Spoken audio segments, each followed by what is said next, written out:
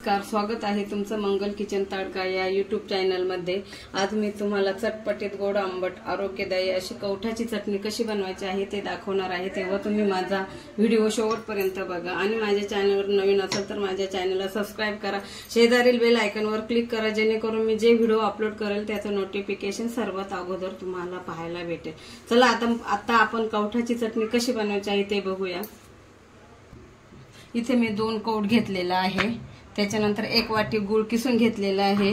मी इथे 2 चमचे मी लाल तिखट घेतलेला आहे, चवीनुसार मीठ घेतलेलं आहे।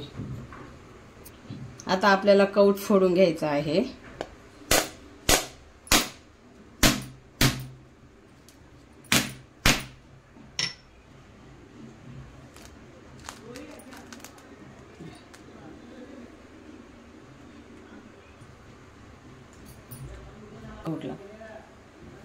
आता आपण हा कवठाचा गर काढून घेऊया चमच्याच्या साहाय्याने।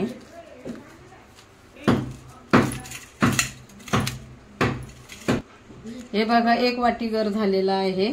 आता आपल्याला मिक्सरला बेसन सगळं वाटून घ्यायचं आहे, तर मी मिक्सर मध्ये टाकत आहे। त्याच्यानंतर आपल्याला हा गूळ टाकायचा आहे, त्याच्यानंतर लाल तिखट टाकायचं आहे आणि चवीनुसार मीठ। मिक्सरला आपल्याला पाणी न टाकता बारीक वाटून घ्यायचं आहे। हे बघा ह्या पद्धतीने वाटून घेतलेलं आहे। इकडे कढई गरम करायला ठेवलेली आहे, अर्धा चमचा आपल्याला तेल टाकायचं आहे, म्हणजे 1 महिना टिकेल ही चटणी।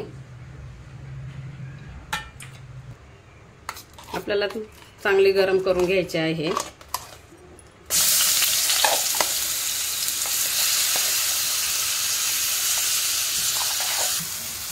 चांगले आपल्याला परतून द्यायचे आहे।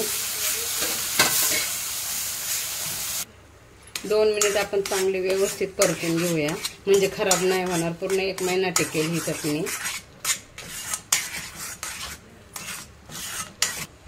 हे बघा आपली 2 मिनिट चटणी चांगली परतून झालेली आहे। आता आपण तिला थंड होऊन देऊया। हे बघा थंड झालेले आहे, आता मी काढून घेत आहे।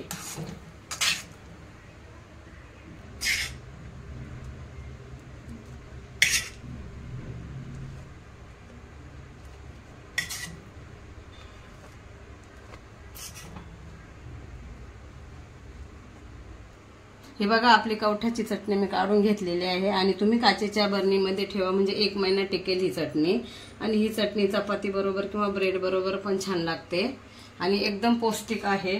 कवठ खूप पौष्टिक आहे, तसेच पित्तशामक पण आहे आणि उन्हाळ्यातील शरीरातली उष्णता कमी करते, तसेच अन्नपचन पण चांगले होते। आणि शरीरात जर आपल्या वात असेल तर कवठाच्या पाल्याची पेस्ट करून सकाळ संध्याकाळ 2 टाइम ती पेस्ट घ्यायची।